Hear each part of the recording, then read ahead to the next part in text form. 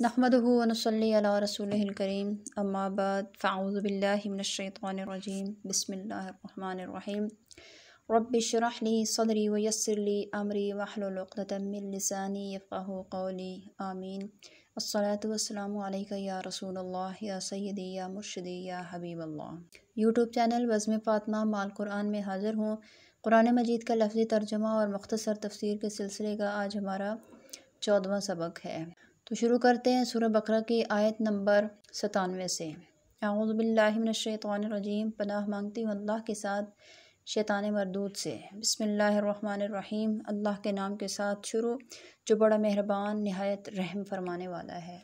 قل، آپ فرما دیجیے اے پیغمبر صلی اللہ علیہ وسلم، من جو شخص کانا ہے عدوً دشمن جبریل کا، فإنہ تو بے شک وہ جبریل نازل کرتے ہیں اس قرآن کو علی قلبک آپ کے دل پر، بإذن اللہ کے حکم سے، مصدقن یہ تو تصدیق کرتا ہے، لما ان کتابوں کی بین یدیہ جو اس سے پہلے اتری، وہدن اور سراپا ہدایت ہے یہ قرآن، وبشریٰ اور خوشخبری ہے للمؤمنین ایمان والوں کے لیے۔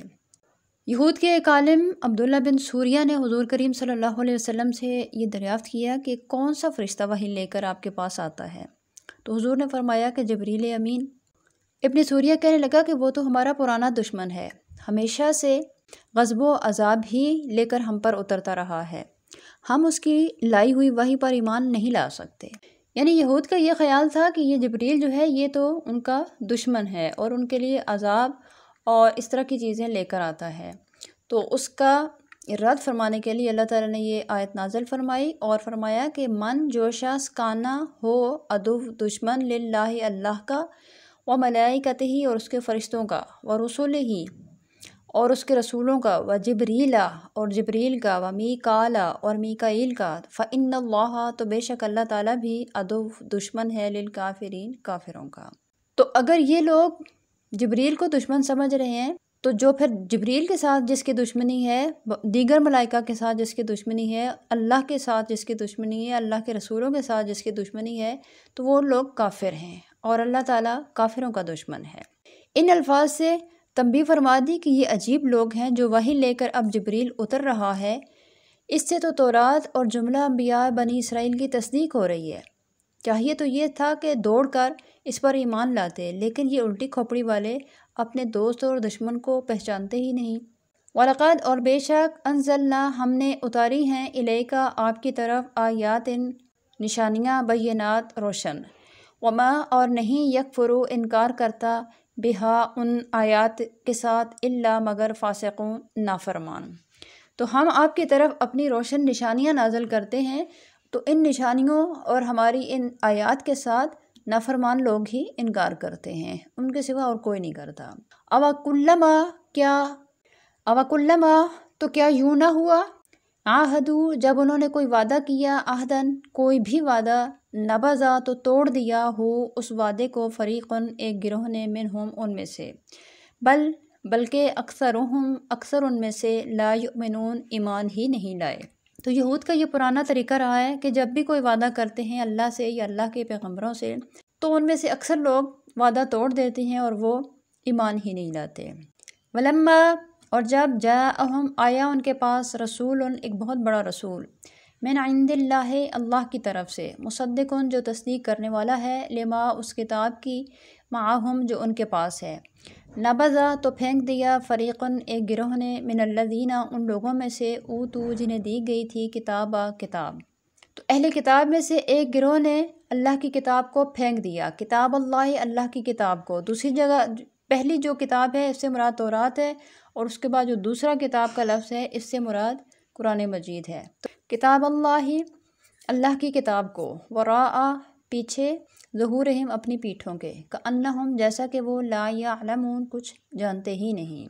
تو جب ان کے پاس وہ تصدیق کرنے والا رسول پہنچا اور ان کی کتابوں کی بھی تصدیق کرتا ہے، تو انہوں نے اللہ کی اس کتاب کو پس پش ڈال دیا، اور ایسے ڈال دیا کہ جیسے وہ اس کے بارے میں کچھ جانتے ہی نہیں۔ واتبعوا اور وہ پیروی کرنے لگے، ما اس چیز کی، تتلو جو پڑھا کرتے تھے، شیاطین و شیطان، علی کا معنی پر ہوتا ہے، لیکن یہ حروف جو ہیں یہ ایک دوسرے کے معنی میں بھی استعمال ہوتے ہیں۔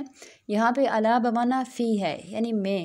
تو وہ پیروی کرنے لگے اس چیز کی جو پڑھا کرتے تھے شیطان علا میں ملک بادشاہی سلیمان علیہ السلام کی۔ سلیمان علیہ السلام کی بادشاہی میں یا عہد حکومت میں جو شیاطین ان کو پڑھ کے سنایا کرتے تھے وہ اس کی پیروی کرنے لگے، تو وہ جادو وغیرہ ان کو سکھاتے تھے شیاطین۔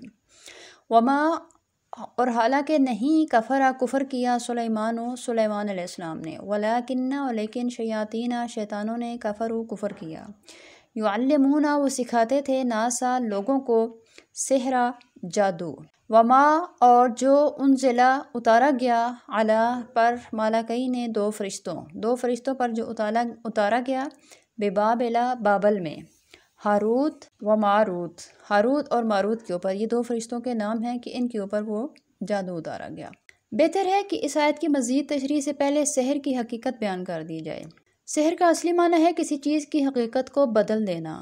گویا جب ساحر جھوٹ کو سچ کر کے دکھاتا ہے یا چیز اپنی حقیقت کے خلاف نظر آنے لگتی ہے تو گویا اس نے اس چیز کی حقیقت کو بدل دیا۔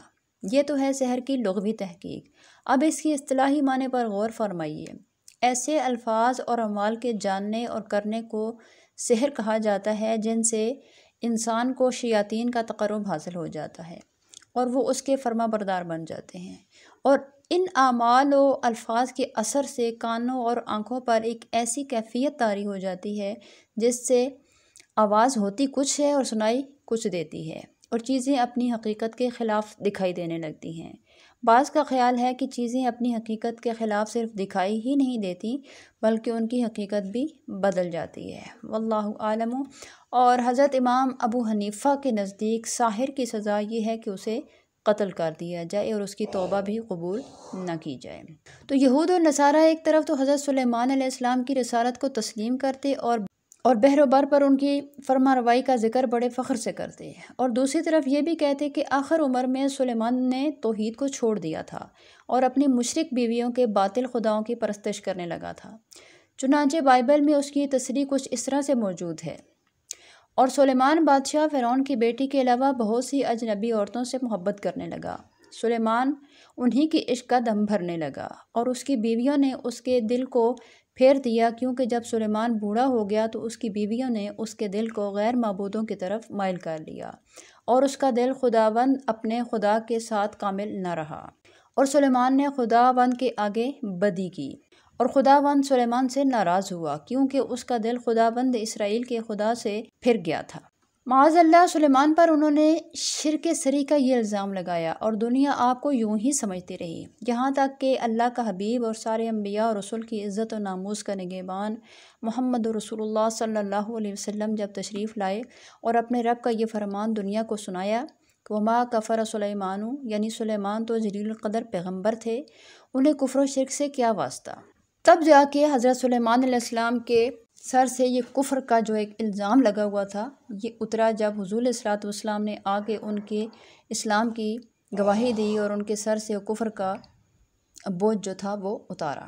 اب رہا آیت کا یہ حصہ کہ جو وہ دو فرشتوں کے اوپر بابل میں ہاروت اور ماروت کے اوپر جادو نازل کیا گیا، تو اس کے بارے میں بھی تھوڑی سی وضاحت کرتے چلی جاؤں۔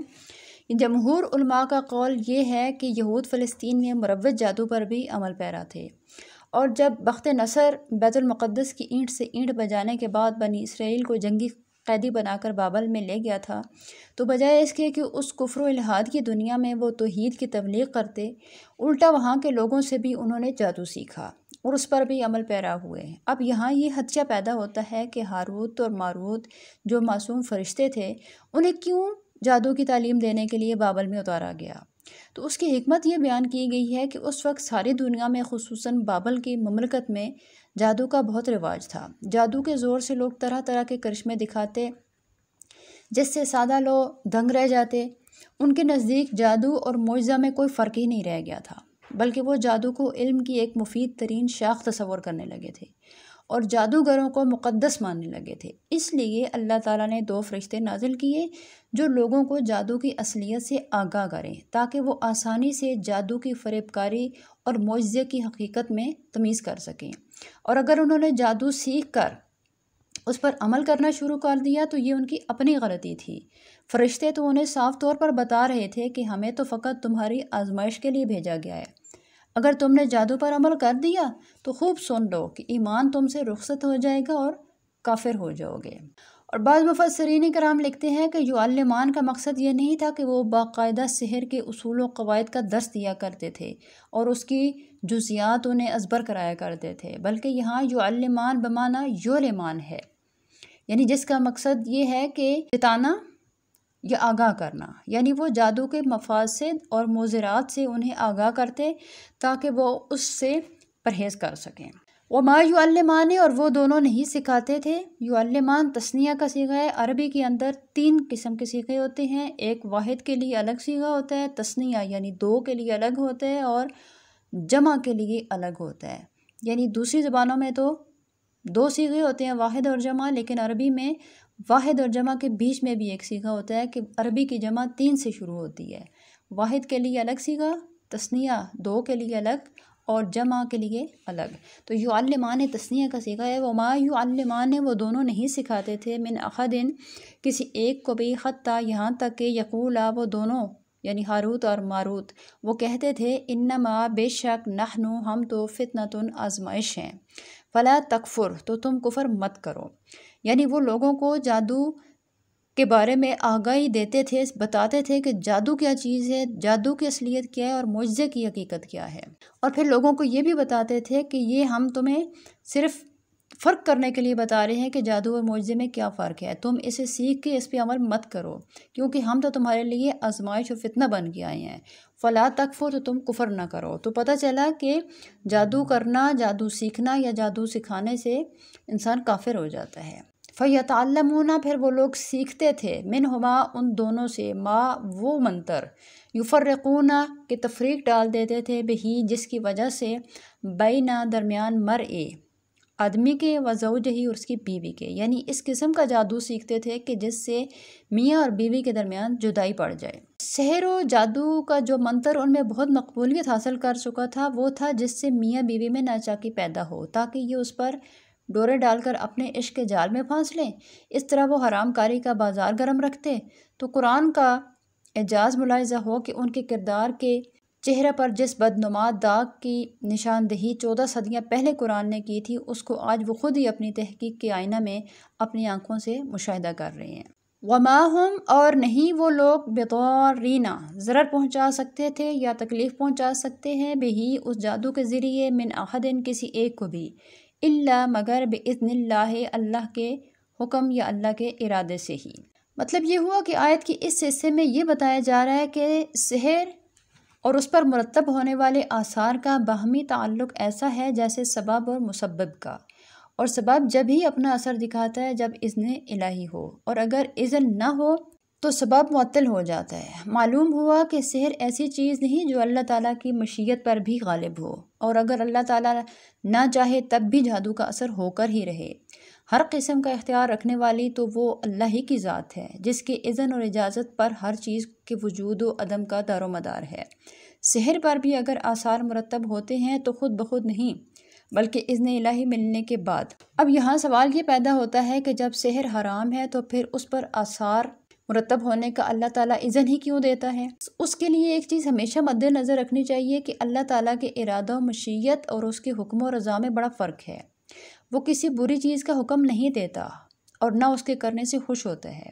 ہاں، تکوینی مصلحتوں کے باعث ان اشیاء سے اس کی مشیت متعلق ہوتی رہتی ہے۔ اس نے یہ حکم نہیں دیا کہ کسی سوئے ہوئے بے گناہ کا سر قلم کر دو، لیکن اس کے اذن کے بغیر نہ سر کٹتا ہے نہ موت آتی ہے۔ اسی طرح مقربین بارگاہ الہی کو اذیت دینا اور انہیں قتل کرنا اسی کی مشیت سے وقوع پذیر ہوتا ہے، لیکن اس نے نہ اس کام کا حکم دیا ہے نہ وہ ایسے جرائم سے خوش ہوتا ہے۔ اس اذن و مشیت میں وہ مصلحتیں اور اسرار ہوتے ہیں جن کو بیان کرنے سے زبان قلم عاجز ہوتی ہے۔ اور باقی رہی وہ روایت کہ زہرہ نامی بدکارہ نے ان دونوں فرشتوں ہاروت اور ماروت کو اپنے دام عشق میں گرفتار کر لیا تھا، اور اس کے کہنے پر دونوں نے شراب پی اور بدکاری کی، اور اب وہ بابل کے کسی کنویں میں اوندھے لٹکے ہوئے ہیں۔ یہ روایات علماء محققین کے نزدیک مردود اور غیر مقبول ہیں، اس لیے ایسی روایات کی طرف توجہ قطعاً نہیں دینی چاہیے۔ وَيَتَعَلَّمُونَ اور وہ لوگ سیکھتے تھے ما وہ چیز یضرہم جو ان کے لیے ضرر رساں تھی، ولا ینفعہم اور نہیں وہ ان کو کوئی نفع پہنچا سکتی تھی، یعنی جادو سیکھتے تھے اور جادو ان کے لیے ایک ضرر رساں ایک نقصان دہ چیز تھی اور کوئی نفع بخش چیز نہیں تھی۔ وَلَقَدْ اور بے شک عالموا وہ جانتے تھے لمن جس نے اشتراہ سودا کیا اس کا ما نہیں لہو اس کے لیے فی الآخرت آخرت میں من خلاق کوئی حصہ رحمت الہی سے، یعنی جس نے یہ سودا کر لیا، یہ جادو وادو سیکھ لیے کر دی یہ کسی کے اوپر، تو وہ لوگ جانتے ہیں کہ آخرت میں ان کے لیے اللہ کی رحمتوں میں سے کچھ حصہ نہیں ہے، کچھ ملنے والا نہیں ان کو۔ وَلَبِئْسَ اور بہت ہی برا ہے ما شروا بہی کہ بیچا انہوں نے جس کے ساتھ انفسہم اپنی جانوں کو، لو کانوا کاش کہ وہ یعلمون کچھ جانتے، ولو اور اگر انہم بے شک وہ آمنو ایمان لے آتے، واتقوا اور پرہیزگار بنے رہتے، لمثوبۃ تو بدلہ ہوتا ان کے لیے من عند اللہ اللہ کی طرف سے خیر بہت ہی اچھا، لو کانوا کاش کہ وہ یعلمون اس بات کو جانتے۔ ہمارا آج کا سبق یہاں پہ ختم ہوا۔ اگر آپ نے ہمارے سابقہ اسباق نہیں دیکھے یا نہیں سنے تو انہیں بھی دیکھیں سنیں۔ اس ویڈیو کے اندر ان اسباق کے بٹن موجود ہیں، انہیں پریس کیجئے اور سابقہ اسباق بھی دیکھیے۔ کمنٹ میں اپنی رائے ضرور دیتے رہا کریں۔ آپ کی رائے ہمارے لیے بہت قیمتی ہوتی ہے، ہمیں اس سے رہنمائی بھی ملتی ہے اور حوصلہ افزائی بھی ہوتی ہے۔ ہمارے اس چینل کے اوپر سوال و جواب کا سلسلہ بھی جاری ہے۔ اگر آپ کے ذہن میں کوئی فقہی مسئلہ کوئی سوال ہے تو وہ بھی کمنٹ میں کیجئے، انشاءاللہ تعالی آپ کو قرآن و سنت کی روشنی میں اس کا جواب دیا جائے گا۔ اللہ تعالی ہم سب کا حامی و ناصر ہو۔ السلام علیکم ورحمۃ اللہ وبرکاتہ۔